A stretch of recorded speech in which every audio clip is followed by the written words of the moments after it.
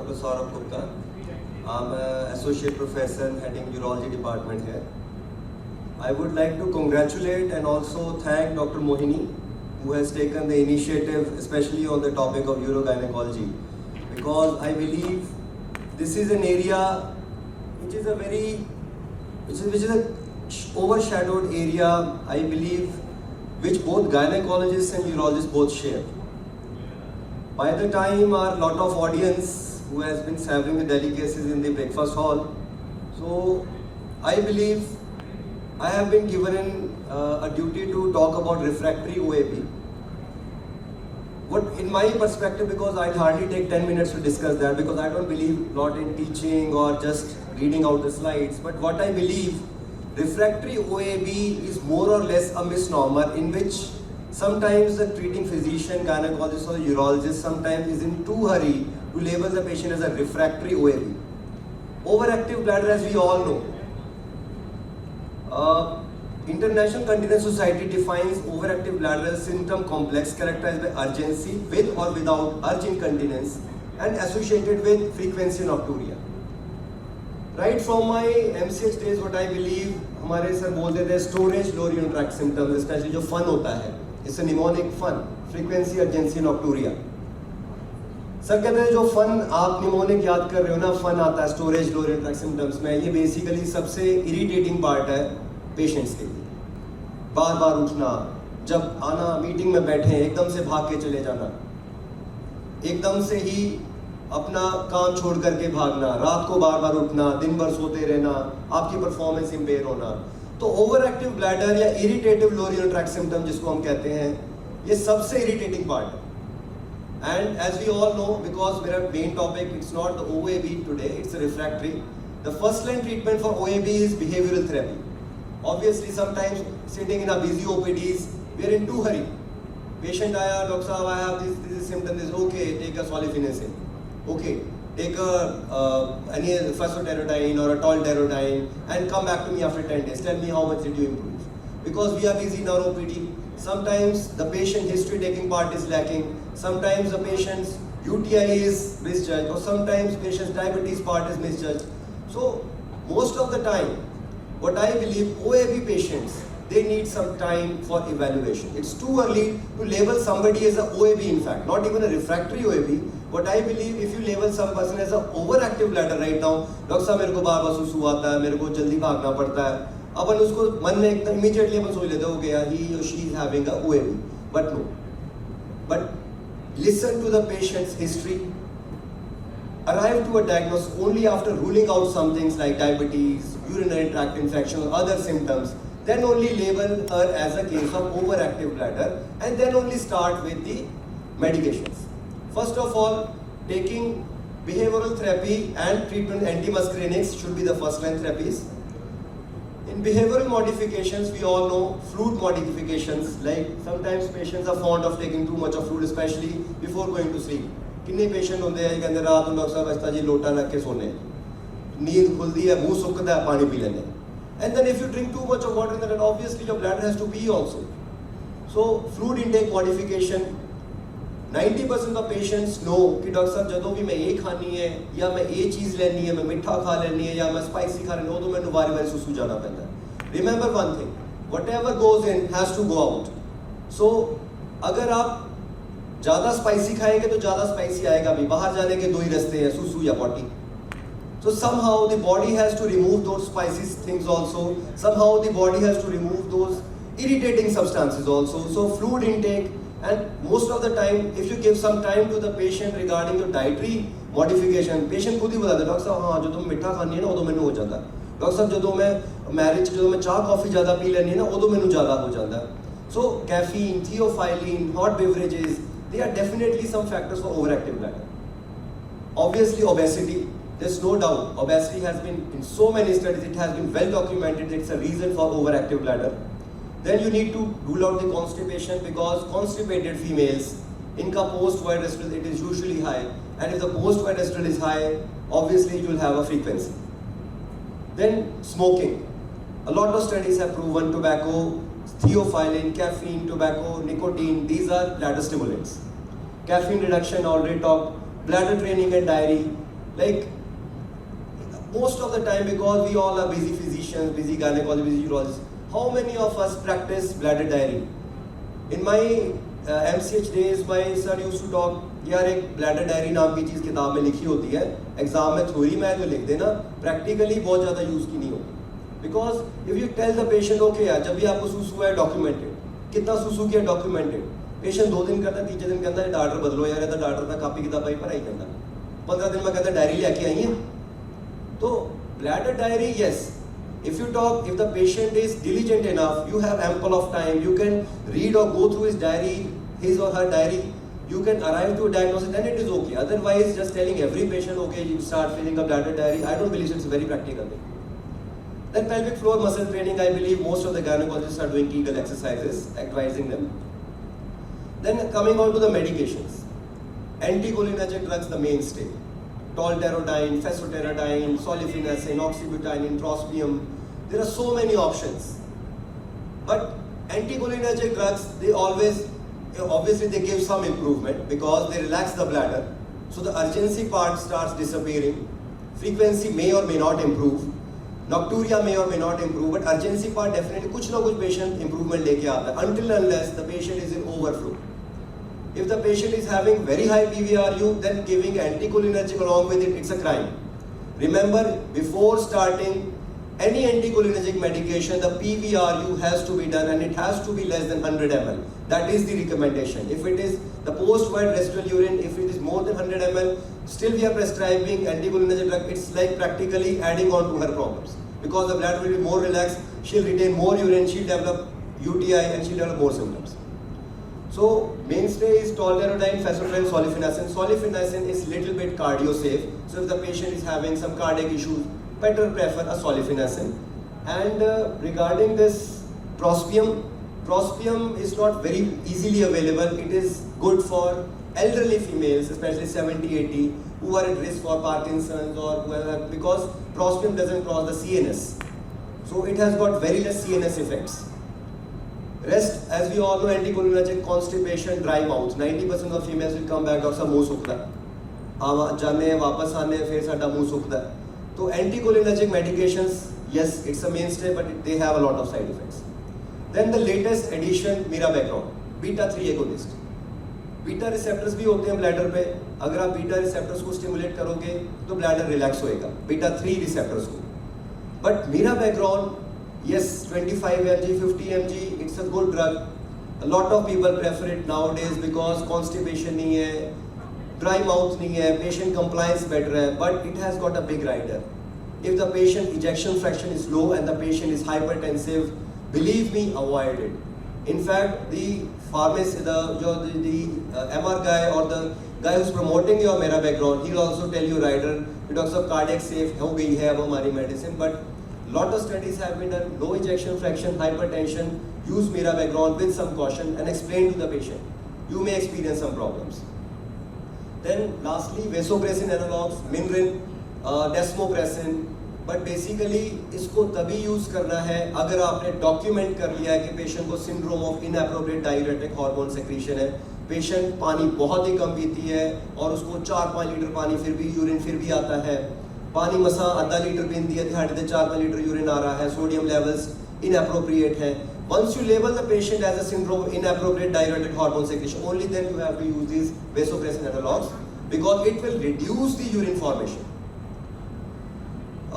Basically in bladder we have the cholinergic receptors are M2 and M3.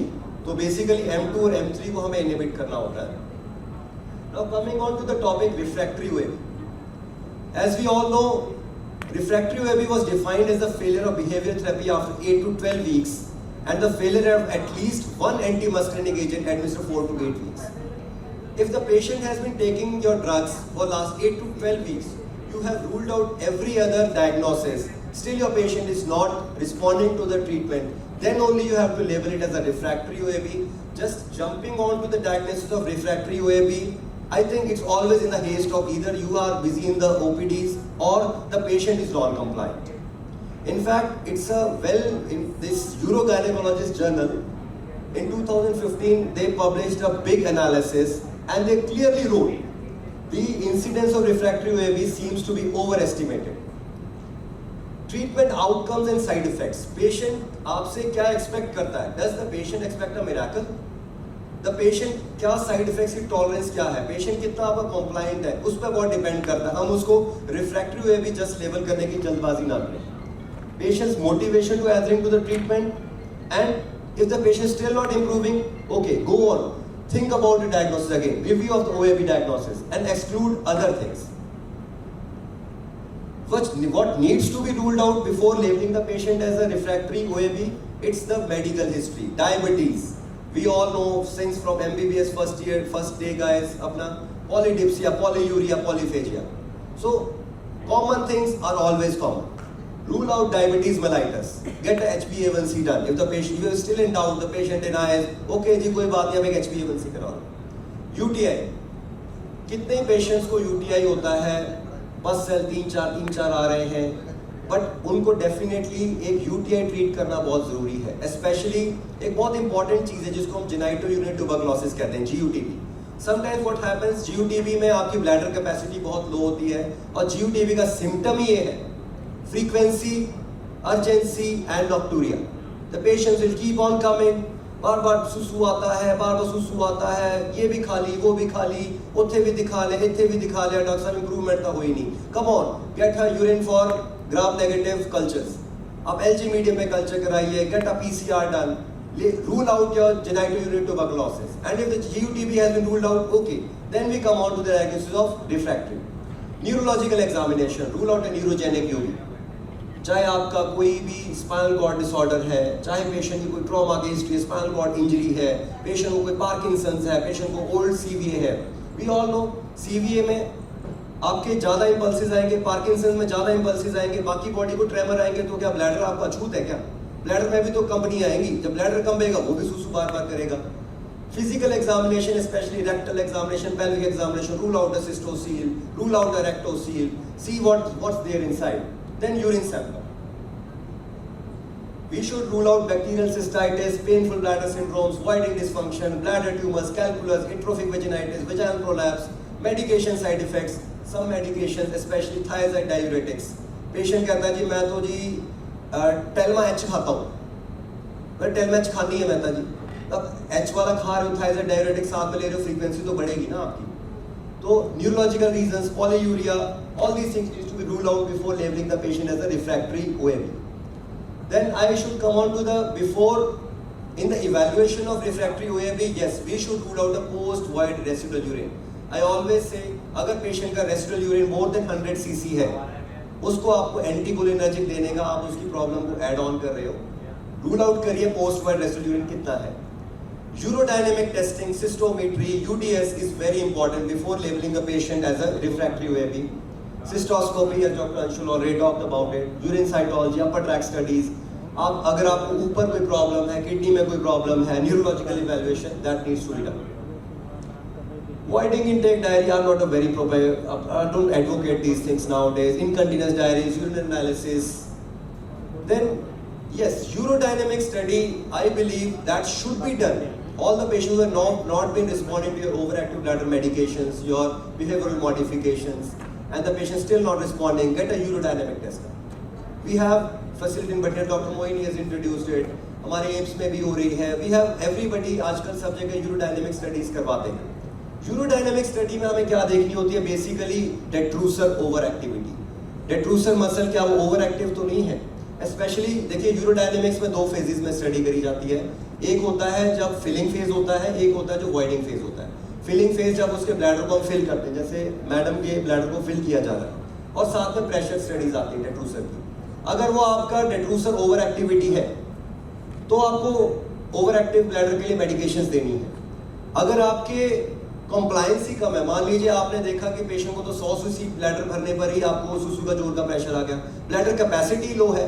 अगर आपकी compliance लो है, patient का आपके डेट्रूसर कॉन्ट्रैक्शंस आने लगे फीलिंग में, that means that needs to be treated before labelling her as a case of overactive bladder. So I have already talked about cystometry. 8 to 12 weeks का फंडा है. नाउ अब हमने इवैल्यूएशन पार्ट कर लिया. 2 मिनट के अंदर मैं समराइज करूंगा कि अच्छा चलो रिफ्रैक्टरी OAB हो गया है, सब कुछ रूल आउट कर लिया, दवाइयाँ भी रिस्पॉन्ड नहीं कर दिया, हम करना की है। तो इसमें आपका कॉम्बिनेशन ऑफ डिफरेंट मेडिकेशंस है, जैसे कॉम्बिनेशन मतलब आपने एंटीकोलिनर्जिक ले लिया, जैसे सोलिफिनेसिन ले लिया, फिर आप कॉम्बिनेशन में जाइए, सोलिफिनेसिन प्लस मिराबैक्रो, आप उसको 50 mg के साथ में 5 mg प्लस करके देखिए, आजकल बनी बनाई प्रिपरेशंस आ रही हैं, वो ऐड ऑन करके देख लीजिए। If the patient still not improving, then you have to go for neuromodulation और intradetrusor botulinum toxin injections and surgical treatment. Sacral neuromodulation, sacral neuromodulation में क्या होता है, देखिए आपका जो ब्लैडर है, पैरासिम्पैथेटिक नर्व इसको सप्लाई करती है रेक्टम और ब्लैडर को, S2 S3।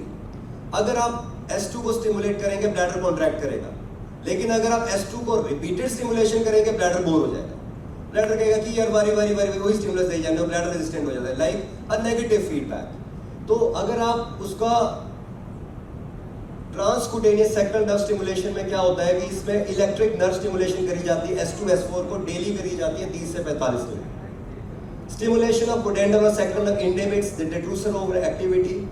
Stimulation of sacral nerve causes a rapid contraction of bladder followed by longer lasting relaxation. Thus, detrusor overactivity can reduce the repetitive recurrent electrical impulses. अब ये करते कैसे हैं? ये तो थ्योरेटिकल बात हो गई। इसमें क्या होता है कि सैक्रल न्यूरोमॉड्यूलेशन में 2 फेजेस में किया जाता है। पहले 15 दिन पेशेंट को बुलाया जाता है, आप डेली आओ ओपीडी, उसके डेली एक यहाँ पर उसके वो लगा दिया जाता है, एक स्टिमुलेटर एक लगा दिया जाता है सैक्रल नर्व की पोजीशन पे, और डेली आधा घंटा उसको लेटा दिया जाता है। 30 मिनट्स डेली उसको यहाँ पर सैक्रल नर्व स्टिमुलेट करी जाती है, और 15 दिन के बाद उससे पूछा जाता है रिस्पॉन्स आया, तेरी फ्रीक्वेंसी अर्जेंसी एंड नॉक्टूरिया घटी। If the patient says yes I have improved, then only you go for the second phase in which the permanent neuroprosthesis implant. इसमें आपके एक इंसिजन दिया जाता है, यहाँ पे एक छोटा सा प्रोस्थेसिस आता है, it cost around 3 to 3.5 lakhs, यहाँ पे इम्प्लांट कर दिया जाता है, and then you send back the patient को। 2 to 3 years बहुत अच्छा रिस्पॉन्स आता है, 2 से 3 साल practically in Lucknow we have been doing that, but 2 से 3 साल के बाद yes the patient comes back, doctor साहब रिस्पॉन्स कम हो गया है। उसका एक और सिंपल ऑल्टरनेटिव उन्होंने तैयार किया, कहते हैं अच्छा जीए में नहीं कराना, यहाँ पे चीरा लगा के इधर को स्टिमुलेटर नहीं लगवाना, तो percutaneous tibular nerve stimulation, the girl is lying comfortable in her couch, एक यहाँ पर छोटा सा एक प्रोब लगा दिया जाता है, उसके अंदर डेली एक 35 मिनट के लिए स्टिमुलेटर होता है, दैट इज गिवन, ज़्यादा कॉस्टली नहीं, 1,00,000 का एक स्टिमुलेटर आता है, वो लगाते हैं, not so easily available in India. ये lot of patients come from UK and Australia with implant, they tell us doctor साहब ये कहाँ पे लगाना है, उनको हम सिखा देते हैं, but not so easily available in India. ये percutaneous tibular nerve stimulation, tibial nerve भी आगे जाके पोडेंडल नर्व, आगे जाकर के सैक्रल नर्व में ही मिलनी है, तो हमें तो करंट ही देना है। Next is intravesical botulinum toxin. As we all know, चाहे झुर्रियों का ट्रीटमेंट हो, चाहे आपका रिफ्लक्स का ट्रीटमेंट हो, botulinum toxin instillation this is available. इसमें क्या करते हैं कि आपको बेसिकली देखो बोtulinum टॉक्सिन क्या करता है, उस मसल को पैरालाइज करता है। We all know clostridium tetani से ये पैरालाइजिंग एक टॉक्सिन बनता है, ये मसल को पैरालाइज कर देगा। डेट्रूसर ओवर एक्टिविटी है जो रीजन है, 30 से 40 साइड पर नीडल होती है सिस्टोस्कोपी की सहायता से, जगह जगह पर डेट्रूसर मसल में आप 2 से 3 ml इंजेक्ट करते हैं, 300 यूनिट के राउंड इंजेक्ट किया जाता है, पेशेंट 6-7 महीने पूरा खुश रहता है, 6-7 महीने बाद फिर आ जाता है। So it's a treatment for those patient who are बहुत परेशान है, फ्रस्ट्रेटेड पेशेंट्स, एंड बट एक ही राइडर है। कई बार पेशेंट का इतना ज़्यादा पैरालिसिस हो जाता है ब्लैडर का कि पोस्ट वाइड बहुत हाई होता है, कई पेशेंट वॉइड नहीं कर पाते, तो उनको CIC क्लीन सेल्फ इंटरवेंट कैथेटराइजेशन का ऑप्शन को सिखाना पड़ता है। Lastly the surgeries. इनफैक्ट देखिए ये जो सर्जरीज है, bladder augmentation and detrusor myectomy, I believe 99% time it's a theoretical thing, because if you explain such a major surgery to a lady who is already frustrated with overactivity, frequency, urgency, nocturia, and you tell her, okay, we'll perform a major surgery, we'll augment your bladder, 99% of the patients don't agree. And if they agree, then only we discuss this option, in which what we do is, especially for the patients who are having a small bladder capacity, आपने urodynamic study करी, bladder capacity उसमें लो आ गई थी जी, cut capacity देखो उन्हें सुसु आ जाता है, तो फिर उसको ब्लैडर ऑगमेंटेशन की ऑप्शन दी जाती है, जिसके अंदर ब्लैडर को पहले बाईवाल्व करते हैं, आप मिजेंट्री पर रिसेक्शन एनास्मोसिस करते हैं इलियम का एक पार्ट यहाँ पर ला करके उसको खोल करके बीच में कनेक्ट कर देते हैं। इसके 2 फायदे होते हैं, एक तो क्या होता है, ब्लैडर कैपेसिटी बड़ी होगी, दूसरा जो करंट ट्रांसमिशन है डेट्रूसर के अंदर, जो करंट चल रहा है डेट्रूसर मसल में, एक मसल से दूसरे फाइबर, एक फाइबर दूसरे फाइबर में, बीच में कनेक्टिविटी टूट जाती है, तो करंट इधर का इधर नहीं जाता, इधर का इधर नहीं जाता, आपकी ब्लैडर कैपेसिटी बढ़ गई, ओवर एक्टिविटी घट गई। बट अगेन एक राइडर क्या है कि इसमें पेशेंट कई बार वॉइड नहीं कर पाता, उसको CIC सिखानी पड़ती है। रिपीटेड पेशेंट ट्रेन हो जाते हैं, खुद से कैथेटराइज करके सुबह शाम अपना ब्लैडर खाली करते हैं, but sometimes they get relief. And lastly detrusor myectomy, इसमें कुछ नहीं करना है, ब्लैडर का सिरोजा और डेट्रूसर को आपको खोल देना है, अकेला म्यूकोजा छोड़ते हैं, अकेला म्यूकोजा कवरिंग छोड़ते हैं, उसके ऊपर मोमेंटम लगा देते हैं, जो डेट्रूसर मसल काट के उसको हटा देते हैं। But again same, you have to teach them a CSIC. So with this I end my this small discussion on this topic, refractory OAB.